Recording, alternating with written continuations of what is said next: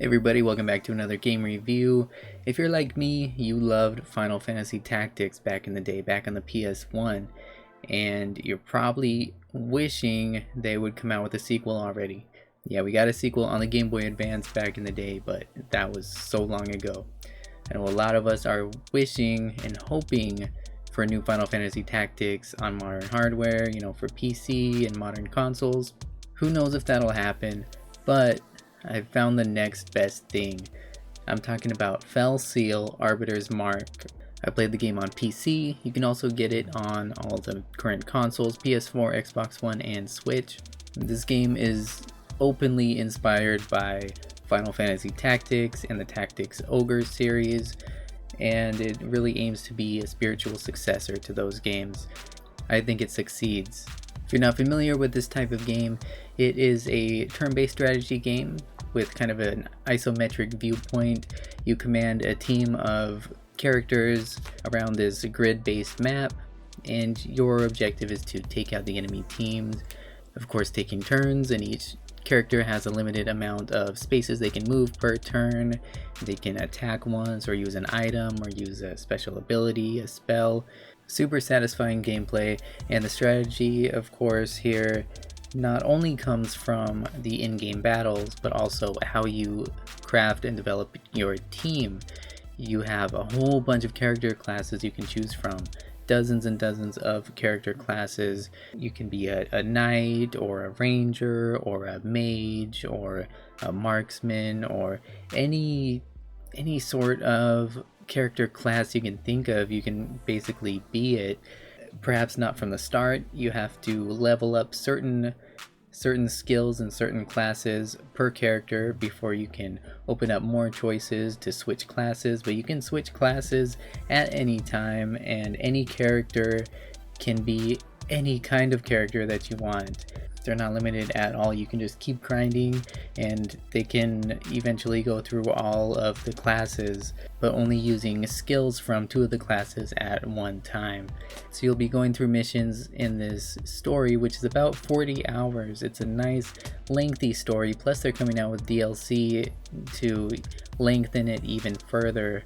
There's plenty of side quests, and you're gonna find yourself probably grinding away and farming, trying to level up your characters at some points before you can progress to the next mission, because it can be really difficult. I'm not a master tactician in any way. I have a simple mind who likes to just rush in and carelessly fight my battles, which does not work very well in strategy games, but for people like me, I can just do a little extra grinding and I'll be okay. There are multiple difficulty settings to choose from. I didn't want to go all the way easy. I went up one from the easiest setting. In addition to difficulty levels, there's a bunch of options to kind of cater the experience to your liking. If you want it super challenging, you can have it so that there's permadeath here. My default setting, and I didn't really pay much attention to this when I started the game, is that if a character dies during a level, it gets an injury, and basically it needs to sit out from the next fight to recover, or else it'll have reduced stats while it's fighting with injuries. So to remedy this, you can hire more people to your team, and so you can have kind of a benched team to come in and let your key players recover.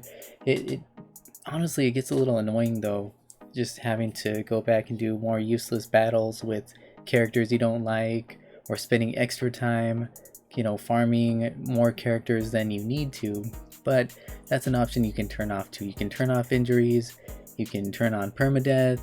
On the other hand, if you want it to be even harder, you can really alter the game to your liking, to your play style. I'm enjoying the story so far. I put lots of hours into the game.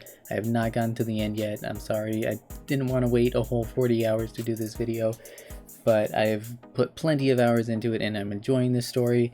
You play as a group of arbiters, which are basically people who are tasked with keeping the peace in the land and kind of serving the justice. You're keeping people safe and you're fighting off bad guys, bandits and things. And without spoiling anything, we're looking at this powerful group who is a trusted group that kind of rules over the land, and there's some sort of corruption in there, and there's some bad stuff going on, and you're having to seek answers and hunt down these bad groups of people who are doing bad things. And it's hard to say much without spoiling it, but I'm really enjoying the story. You'll have certain key story characters who are going to be present with you, but in addition you can create your own characters. You can design them any way you want.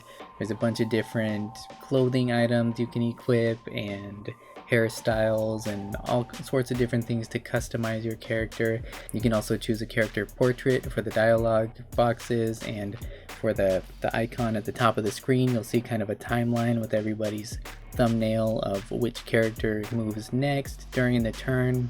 Just tons of content here. Of course you're going to be also going and upgrading your weapons and armor and things too, shopping for new items and crafting new items as well. Honestly, the graphics bothered me a little bit in this game. It seems like there's just some real inconsistency in the art styles used. You'll see the character portraits look like kind of Western paintings, and the environments are all hand painted in a certain style, and then the character sprites are like not quite anime inspired. It's like it clashes a little bit. It's like you see the character's portrait looks way different from their character sprite, not because of limited pixels or anything, but because of just completely different art styles. This also happens to be when you create a character, the portraits are not going to look like the character you create necessarily, at least not exactly.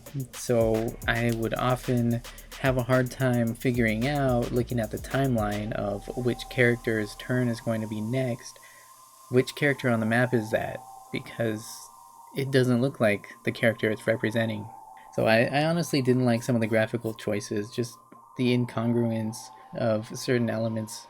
And one of the other weaknesses in this hand-painted style of map, which looks nice, it does not allow for you to rotate the camera. Sometimes there'll be objects in the way of characters that you can't see. It can be a little inconvenient sometimes, but for the most part it's not an issue, it's not a problem. And as much as it kind of annoyed me to see these graphical differences, it's something you get used to. You just get used to looking at it, and it's not that big of a complaint at the end. But I must say that is my biggest complaint of the game. Otherwise, it's absolutely fun. It absolutely feels like I'm playing Final Fantasy Tactics. There's so much content, there's an interesting story, there's some good character dialogues. You kind of get to relate to some of these characters throughout the game, as you should. A lot of big surprises, a lot of special events and special character classes opening up to some of the key people. And yeah, it's a lot of fun. If you like turn-based strategy games, if you like Final Fantasy Tactics or Tactics Ogres, that style of game, definitely check this out. This is the closest thing you're gonna get on modern platforms. Yeah, I'm really enjoying it. I think you will too. Definitely worth checking out. Thank you for watching today. If you enjoyed the video, I hope you'll hit that subscribe button, give the video a like, and let me know in the comments if you have any thoughts or questions, suggestions, or just want to say hi. Appreciate you watching today. I will see you on the next video.